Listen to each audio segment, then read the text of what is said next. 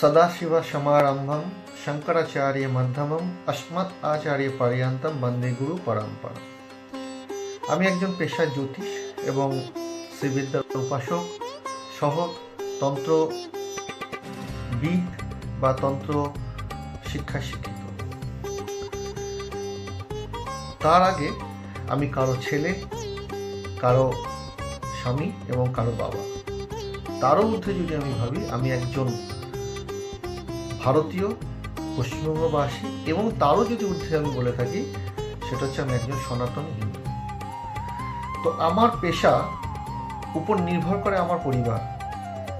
আমার পেশার দ্বারা সাধারণ মানুষের যারা গ্রহগত সমস্যায় জর্জরিত, তাদেরকে আমার পেশার মাধ্যমে, আমার শিক্ষার মাধ্যমে তাদেরকে চেষ্টা করি আমার গাইডেন্স দেওয়ার এবং সেই সমস্যা থেকে বের করার জন্য।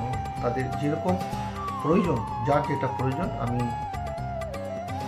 প্রতিকারমূলক নিবারণ, কখনো পুজো পাঠ, মন্ত্র, রুদ্রাক্ষ, কবচ এবং জেমস্টোন প্রেসক্রাইব করি।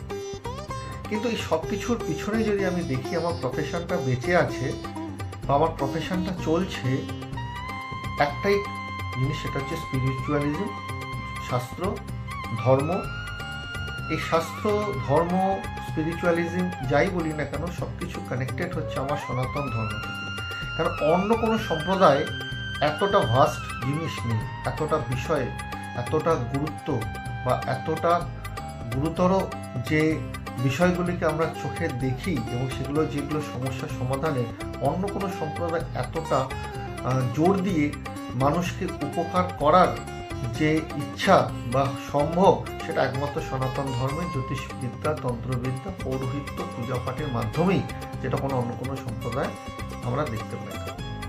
আমাদের এই সনাতন ধর্মকে রক্ষার জন্য আমাদেরকে এগিয়ে আসতে হবে। যদি জ্যোতিষ পেশা, তন্ত্র পেশা বা পৌরোহিত্য পেশাকে আগামী দিনে বাঁচিয়ে রাখতে হয়, আগামী দিনে এগিয়ে যেতে সাহায্য করার জন্য যে উপায়, সেটা কিন্তু ধর্মকে বাঁচিয়ে রাখতে হবে। সনাতন ধর্ম যদি বাঁচে, তাহলে আমাদের প্রফেশন বাঁচবে। আমাদের প্রফেশন যদি বাঁচে, আমরা বাঁচবো। আমরা বাঁচলে আমাদের সাথে যুক্ত আমাদের পরিবার, আমাদের কলিগ, আমাদের সংস্থা, আমাদের সাথে যুক্ত যে সকল মানুষ রোজগার করেন, তারাও বেঁচে থাকবে। অর্থাৎ সনাতন ধর্ম বাঁচলে আমরাও বাঁচব। বর্তমান জগৎগুরু 135তম স্বামী নিঃসরণা সরস্বতী মহারাজ, পুরী পীঠাধীশ্বর, তার তত্ত্বাবধানে, তার মার্গদর্শনে আমরা যে এগোচ্ছি হিন্দু রাষ্ট্র ভারতবর্ষর দিকে, সেটা আগামী দিনে ঘোষণা হবে। কারণ আমরা মনে করি যিনি বলেছেন তিনি শিবের একটা অংশ, শিবাংশ, অর্থাৎ 145তম শঙ্করাচার্য। তার কথা কখনো ভুল হতে পারে না। তার বক্তব্য আমাদের শিরোধার্য। তার বক্তব্য হচ্ছে বেদবাক্য, তার বক্তব্য হচ্ছে ঈশ্বরের বাণী। তাই সকল সনাতন ধর্ম সাথে যুক্ত যে সকল মানুষ আছেন, তাদের সকলকে অনুরোধ, আসুন আমরা হিন্দু শাস্ত্রকে বাঁচাই, হিন্দু ধর্মকে রক্ষা করি। তাই সনাতন ধর্মকে রক্ষার্থে হিন্দু রাষ্ট্র ভারতবর্ষের একান্ত প্রয়োজন। কারণ দেশ ভাগ হয়েছিল ধর্মের ভিত্তিতে, সেটা আমরা সকলেই জানি, ইতিহাসকে ভুললে চলবে না। তো যখন 1947 সালে দেশ ভাগ হয়েছিল ধর্মের ভিত্তিতে, তাহলে এটা আমাদের হিন্দু রাষ্ট্র ছিল, অখণ্ড হিন্দু রাষ্ট্র ভারতবর্ষ ছিল, হিন্দু রাষ্ট্র আছে এবং আগামী দিনে ঘোষণা হবে।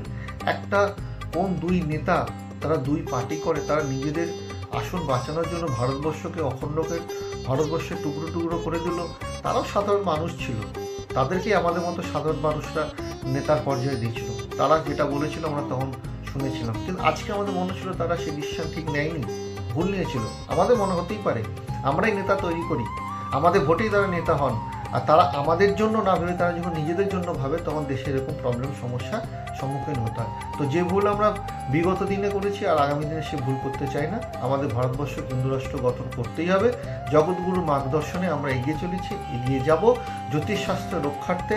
বিভিন্ন যে আমরা সেমিনার, বিভিন্ন আমরা কনফারেন্স, আজকে যেখানে বিভিন্ন ওয়ার্কশপে, সব জায়গায় আমরা একই কথা বলি, ধর্মকে বাঁচাতে হবে, শাস্ত্রকে বাঁচাতে হবে, জ্যোতিষবিদ্যাকে বাঁচাতে হবে, পৌরোহিত্যকে রক্ষা করতে হবে, তন্ত্রশাস্ত্রকে এগিয়ে নিয়ে যেতে হবে। কারণ ভারতবর্ষকে সারা পৃথিবীর লোক এই কারণে নজর দেয় এর স্পিরিচুয়ালিজম। এবং ভারতবর্ষে আজকে যেখানে বিভিন্ন ওয়ার্কশপে সব জায়গায় আমরা একই কথা বলি, ধর্মকে বাঁচাতে হবে, শাস্ত্রকে বাঁচাতে হবে, জ্যোতিষবিদ্যাকে, খনিজ পদার্থ থেকে শুরু করে চাষাবাদ থেকে শুরু করে এবং তিন দিক যে সমুদ্র জল দিয়ে যে ঘেরা এই ভারতবর্ষ ছিল এক মানে খনি, মানে অর্থ তো অবশ্যই।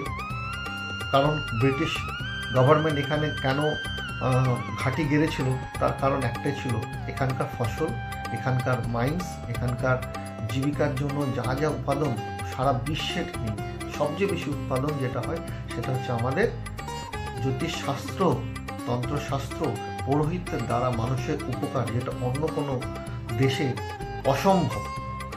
কারণ প্রফেশনের ক্ষেত্রে আমরা দেখেছি বিভিন্ন দেশের মানুষরা আমাদের উপর নির্ভরশীল, সে বাস্তুশাস্ত্র, তন্ত্রশাস্ত্র, জ্যোতিষশাস্ত্র, নিউমেরোলজি হোক, যে কোনো ফেংসুই হোক, সমস্ত কিছু আমাদের ভারতবর্ষ থেকে উৎপন্ন, আমাদের ভারতবর্ষের চাষের ফসল এগুলো। এই কারণে আমি চাষের ফসল বলছি, কারণ এটাও একটা বিদ্যা, এটাকেও আমাদেরকে হচ্ছে অধ্যয়ন করতে হয়, আমাদেরকে পিছনে অনেক সময় ব্যয় করতে হয়, শিখতে হয়, তবেই গিয়ে আমরা মানুষের উপর করতে পারি। তাই সকল সাধারণ মানুষ, সকল হিন্দু সনাতনী সকলকে অনুরোধ, আসুন আমরা হিন্দু রাষ্ট্র ভারতবর্ষের জন্য আমরা এগিয়ে আসি।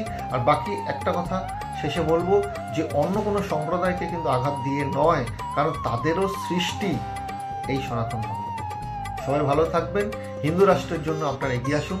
সকলকেই অনুরোধ, হাত জোর করে, নিজেদের জন্য, নিজেদের স্বার্থের জন্য, আগামী প্রজন্মের জন্য। আমরা কতটা পারবো কি, কতটা দেশকে এগিয়ে নিয়ে যাবো সেটা সময় বলবে, কিন্তু আগামী প্রজন্মের কাছে যেন আমরা দৃষ্টান্ত হয়ে থাকি, যে তারা যেন এটা না বলে যে আমাদের বাবা ঠাকুর দ্বারা আমাদের দেশের জন্য কিছু করেনি। তাই এগিয়ে আসুন, সকলকে অনুরোধ।